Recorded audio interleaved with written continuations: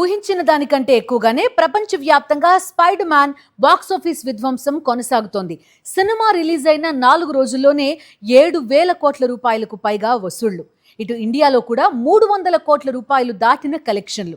మొత్తంగా spider man తీసుకొచ్చిన box office tsunami ఇప్పట్లో అయితే తగ్గే అవకాశాలు కనిపించడం లేదు.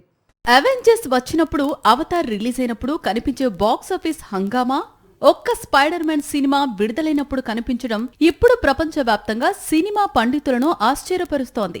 సినిమా రిలీజ్ అయిన 4 రోజుల్లో 7,700 కోట్లకు పైగా వసూళ్లు. గతంలో Hollywood biggest blockbuster Avengers Endgame release అయినప్పుడు ఇలాంటి వసూళ్లు వచ్చాయి. మళ్లీ ఇప్పుడు Spider Man Brand New Day వసూళ్ల వర్షం కురుస్తోంది.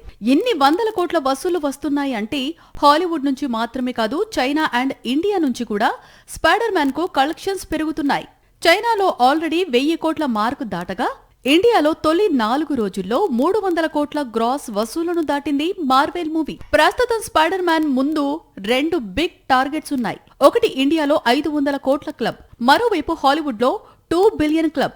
గతంలో రిలీజ్ అయిన Spider Man movie No Way Home సరిగ్గా 2 బిలియన్ కు ముందు ఆగిపోయింది. ఇప్పుడు రిలీజ్ అయిన Spider Man Brand New Day direct గా 2 బిలియన్ క్లబ్ కు దూసుకుపోతుందా లేదా అన్నది చూడాల్సి ఉంది.